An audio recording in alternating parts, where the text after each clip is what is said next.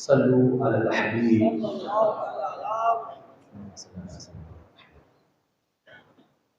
سبحانک لا علم لنا الا ما علمتنا انک انت العلیم الحکیم. رب اشرح لي صدری ویسر لي امری واحلل عقدۃ من لسانی یفقهوا قولی. بعد ہم کو صلاۃ دی سورہ احزاب اللہ تعالیٰ نے حضرت موسیٰ علیہ السلام کے ایک معجزے کا ذکر فرمایا. کل ہم نے سنا تھا کہ آپ کا جو مبارک عصا، وہ جنتی لاٹھی جو آدم علیہ السلام کے ساتھ جنت سے اتری، اسی طرح ایک مبارک پتھر آپ کے ساتھ ہوتا. دیکھیں کچھ مبارک پتھر وہ ہوتے ہیں، پتھر سارے جیسے ہوتے ہیں، مگر جس کو اللہ والوں سے نسبت ہو جائے وہ اللہ کی نشانیاں بن جاتی ہیں. بظاہر حجر اسود بھی ایک پتھر ہے، جسے کل بتایا گیا آپ کو جنت سے 5 چیزیں اتری: حجر اسود، موسیٰ علیہ السلام کی لاٹھی جو آدم علیہ السلام کے ساتھ آئی، انجیر کی پتیاں، اود کی لکڑی، اور اسی کی طریقے سے حجر اسود اور سلیمان علیہ السلام کی انگوٹھی. کل میں نے آپ کے سامنے 5 چیزوں کا ذکر فرمایا. اب پتھر کیا ہے؟ صفا اور مروہ کی پہاڑیاں ہیں. آپ کو حیرت ہوگی کہ 2، ایک مرد ایک عورت، جس کا نام تھا لات و منات، یہ کعبے کے اندر برہنہ ہو کر طواف کرتے تھے. اور مین کعبے کے اندر لات اور منات، لات مذکر ہے، منات مؤنث، ان دونوں نے کعبے کے اندر برا کام کیا تو اللہ تعالیٰ نے ان کو پتھر کا بنا دیا. اب یہ پتھر کیوں ہو گئے؟ ان کو حجر اسود کے اندر، وہ حجر اسود حرم کے کعبہ سے اٹھا کر ان کو صفا اور مروہ کے باہر ان کے پاس ڈال دیا گیا. کچھ عرصے میں شیطان ان کے اندر داخل ہوا اور اس سے کلام کرنا شروع کر دیا، اور لوگوں کہا کہ یہ تمہارے خدا ہے. تو ثم معاذ اللہ یہ لات اور منات جو پتھر بنا دیے گئے، شیطان نے ان کے اندر آ کر کلام کیا، تو اس عوض لوگوں نے ان کی پوجا کرنا شروع کر دیا. تو یہ نہیں ہوتا کہ کوئی چیز ایسی ہو اور انسان اس کو اپنا خدا بنا لے. حالانکہ مرد عورت ہے، برا کام کیا ہے، شیطان نے لوگوں کی طرف راہ دکھائی. جس طرح آگ کی پوجا کرنے کے لیے قابیل کو اکسایا تو سب سے پہلا مشرک کون تھا؟ وہ بھی قابل تھا. اور کتابوں میں لکھا، پوچھا گیا سوال، جناب اگر وہ یمن چلا گیا تھا، اس سے شادی کس سے کی؟ یمن جانے کے بعد اس کے ساتھ جو اس کی بہن پیدا ہوئی تھی اکرمہ، تو زبردستی اپنے ساتھ اس کو لے گیا اور وہیں جا کر اس نے اکرمہ کے ساتھ شادی کر لی. اور اس کے اپنے بیٹے نے ہی، جو نابینا پیدا ہوا، اس کے بیٹے نے ہی اپنے باپ کو پتھر سے مار دیا. نابینا تھا تو چونکہ اس نے بھی قتل کیا تھا، اس نے اپنے بھائی کا قتل کیا تھا، اب سگے بیٹے نے جو نابینا ہے پتھر اٹھا کر اپنے باپ کا قتل کر دیا. تو آئیے یہ مختلف چیزیں میں نے آپ کے سامنے بیان کی ہیں. اور آج ایک دوڑانے والا پتھر جس کا تذکرہ قرآن ہو رہا ہے. دیکھیں جب شرک کی بو آئے تو پتھر کی پوجا کرنا ویسے ہی شرک ہوتا ہے، ہمیشہ کے لیے حرام ہوتا ہے. مگر کچھ پتھر ہیں مگر اللہ کے نزدیک بڑے مقبول ہیں. آپ دیکھیں صفا مروہ کی پہاڑیاں نہیں، یہ تو پتھر ہے.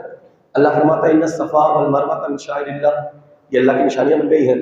اسی طرح حجر اسود یہ جنتی پتھر ہے تو یہ بھی اللہ کی نشانی بن گئی ہے. اسی طریقے سے مقام ابراہیم جس میں حضرت ابراہیم صاحب کھڑے ہوتے تھے، کعبے کی تعمیر فرما رہے ہیں، تو یہ بھی فرمایا گیا قرآن نے وَاتَّخِذُوا مِن مَقَامِ إِبْرَاهِيمَ مُصَلًّى، تو یہ بھی پتھر ہے. میں فرمایا اس کو جا نماز بناؤ یا نماز پڑھو اس کی قرب میں آ کر. اب ایک اور پتھر ہے جو 1 ہاتھ لمبا ہے اور 1 ہاتھ چوڑا ہے، 1 ہاتھ لمبا 1 ہاتھ چوڑا، تو یہ چکور ہے. اب موسیٰ علیہ السلام کے ساتھ ہمیشہ جھولے میں رہتا، بابرکت پتھر تھا. تو یہ وہ پتھر ہے. ایک مرتبہ موسیٰ علیہ السلام کی عادت تھی، آپ لوگوں سے چھپ کر غسل کیا کرتے تھے. اس وقت بنی اسرائیل کی عادت یہ تھی کہ بنی اسرائیل لوگوں کے سامنے اللہ بالکل برہنہ آپ کو غسل کرتے. اور آپ اللہ کے نبی تھے، عصمت نبوت کو، تو یہ کھلا کام کب دوبارہ عصمت نبوت کر سکتی تھی. تو آپ ہمیشہ پہاڑوں کے دامن میں جا کر دور جا کر غسل کیا کرتے. اب بنی اسرائیل نے افواہ پھیلا دی، چونکہ معاذ اللہ آپ کے بدن کے اندر کوئی برس کا نشان ہے، کوئی سفید داغ ہے یا برس ہے، یا آپ کے کوئی عضو کا مسئلہ ہے، اس لیے آپ لوگوں کے سامنے غسل نہیں کرتے. پوری دنیا غسل کھلے عام کرتی ہے، آپ چھپ کر کرتے ہیں، تو یہ نبی کے شائن شان نہیں ہے۔ اب جب لوگوں میں باتیں پھیلنے لگی، بہت پھیلنے لگی، آپ کی دل آزاری ہونے لگی، آپ کو ستایا گیا، آپ کے جسم اقدس پریشان ہے، آپ کو بیماری ہے، آپ کو کوئی عیب ہے، کوئی اور مرض لاحق ہو چکا ہے، آپ کمزوری ہے، کوئی عیب آپ کے اندر آ چکا ہے، اب اللہ کی نعمت کب دوبارہ کر سکتی ہے کہ اللہ کا نبی ہو اور اس طرح عیب لگ جائے؟ اسی طرح ایک مرتبہ آپ دور پہاڑوں کے درمیان کوئی چشمہ بہتا تھا، لوگوں سے چھپ کر وہاں غسل کرنے لے گئے، دیکھا دور دور تک کوئی انسان نہیں ہے، تو آپ نے سارے اپنے کپڑے اتارے، اتارنے کے بعد آپ نے پتھر پہ رکھ دیے، اسی پتھر پر اب آپ نے اطمینان کے ساتھ غسل کرنا شروع کر دیا۔ جب آپ نے غسل کرنا شروع کیا تو آپ جب واپس باہر آئے، آپ کپڑے اٹھانے لگے تو پتھر آگے چلا، پھر آپ اٹھانے لگے تو وہ آگے چلا، پھر اٹھانے لگے تو اب پتھر نے دوڑ لگا دی، ایک بے جان پتھر ہے، اب اللہ کے نبی پر تہمت لگ رہی ہے، آپ کے عصمت پہ حرف اٹھایا جا رہا ہے، اب پتھر نے آپ کے کپڑے لیے اور وہ چکور پتھر دوڑ لگانا شروع کر دیا۔ جنتی پتھر تھا یہ، سمجھے کہ اللہ کے نبی کا ہے، اور یہ اس پتھر نے دوڑ لگا دی۔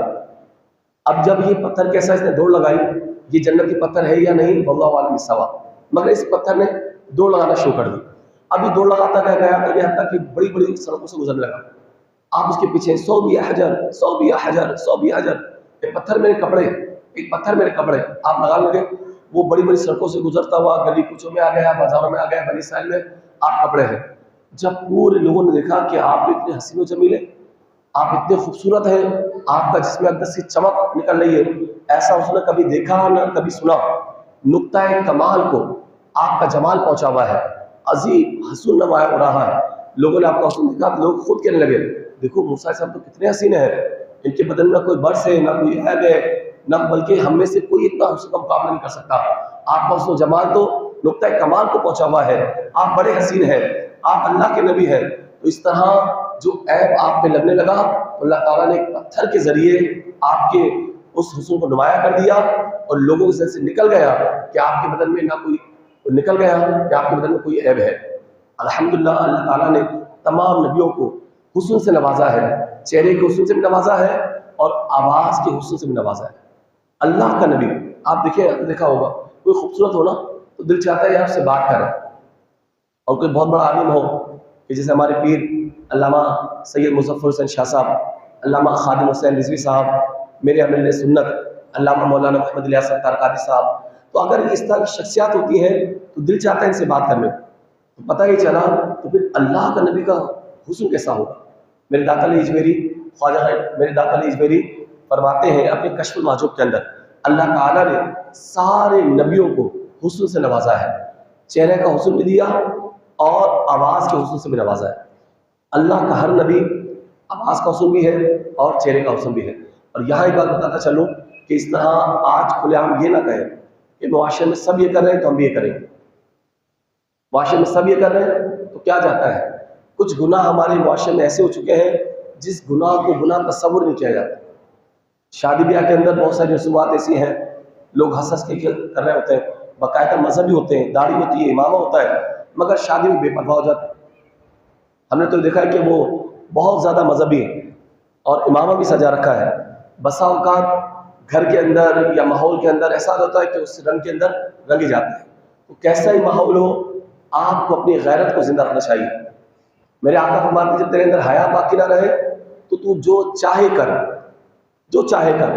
حیا ایمان کا زیور ہے، حیا سے سوچ پیدا ہوتا ہے، حیا سے عشق پیدا ہوتا ہے، حیا سے عمل کی دعوت ملتی ہے، حیا سے نیکوکاری انسان کے دل میں آتی ہے، حیا انسان کو بلند کر دیتی ہے۔ آپ دیکھیں سیدہ زینب الکبریٰ، اگر آج سننے والی ہے سنیں اور یاد کر لیں، سیدہ زینب الکبریٰ کا ایک پڑوسی ہے، اب 15 سال تک ان کے پڑوسی رہے۔ یہ شخص کہتا ہے میں 15 سال تک سیدہ زینب الکبریٰ کا پڑوسی رہا، اور ایسا پڑوسی رہا کہ ان کی دیوار میرے گھر کی دیوار سے ملی ہوئی تھی 15 سال تک۔ تو فرق کہتے ہیں کہ سیدہ زینب الکبریٰ پر، سیدہ فاطمہ زہرا کی شہزادی ہیں، سوچ بھی نہیں سکتا انسان، مولا حسین کی بہن ہے، مولا علی کی شہزادی ہے، سیدہ فاطمہ زہرا البتول کی بیٹی ہیں، آپ کا مقام کیا ہے؟ وہ کہتا ہے 15 سال تک میں ان کا پڑوسی رہا، آتے آتے کبھی نکاح پڑ جانا چاہیے۔ تو کہا کہ چہرے پہ نگاہ پڑنا تو بہت دور کی بات، میں نے برقعے میں لپٹی ہوئی بھی زینب کو کبھی نہیں دیکھا، برقعے کے اندر بھی کبھی بھی سیدہ پاک کو نہیں دیکھا۔ تو آپ یہ دیکھیں، یہ ہے حیا، یہ ہے عشق، یہ ہے ادب۔ تو کیسا گھرانہ ہے؟ تو ہماری بہنوں کے لیے آج یہی رول ماڈل ہونا چاہیے کہ سیدہ زینب الکبریٰ کی زندگی، سیرت فاطمہ الزہرا، سیرت خدیجہ الکبریٰ۔ آج میرا تھن ریس میں کیا ہو رہا ہے چھوڑ دیں، آج وہاں ریس لگی ہوئی ہے، دوڑ لگی ہوئی ہے، وہ عورتوں کی جناب وومین کرکٹ ٹیم بنائی جا رہی ہے، وہ ہاکی ٹیم بنائی جا رہی ہے، اور لڑکیاں بھی دوڑ میں حصہ لے رہی ہیں۔ تو یہ معاشرے کو تباہ کرنے والی چیز ہے۔ آج جو ہمارا معاشرہ تباہ ہو رہا ہے، اس کی اصل وجہ یہ ہے، ایک مطلب آپ شدید بیمار ہو گئے، سیدہ زینب الکبریٰ، آپ کے شوہر کا نام ہے عبداللہ بن جعفر۔ عبداللہ بن جعفر کہتے ہیں، کہا آؤ سیدہ تمہیں طبیب کے پاس دکھا دیتا ہوں۔ وہ کہتی ہے کہ نہیں، میں گھر سے قدم باہر نکالا۔ کہا تمہاری طبیعت بہت خراب ہے، شدید بیمار ہو، اور تمہارا شوہر تمہیں لے کر جا رہا ہے، چلو میرے ساتھ تمہیں لے کر چلتا ہوں۔ تو کہا کہ نہیں، آپ میری طبیعت بتا کر دوا لے کر آ جائیں، میں گھر سے قدم باہر نہیں نکالوں۔ تو کہا شریعت اجازت دیتی ہے، تم اتنی زیادہ بیمار ہو، میرے ساتھ چلنے میں کیا عرض ہے؟ شریعت بھی اجازت دیتی ہے، شوہر بھی کہہ رہا ہے، اب کیا وجہ ہے؟ تو کہتی ہیں کہ میں مانتی ہوں کہ میری طبیعت خراب ہے، میں جانتی ہوں کہ میں اپنے شوہر کے ساتھ جا رہی ہوں، اور یہ بھی سمجھتی ہوں کہ شریعت اجازت دیتی ہے، مگر میں کیا کروں؟ میں سیدہ فاطمہ الزہرا کی بیٹی ہوں، میں زہرا بطول کی بیٹی ہوں، قدم باہر نہیں نکال سکتا۔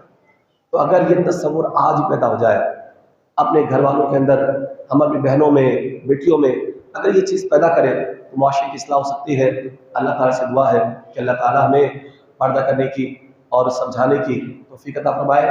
وما علینا الا البلاغ۔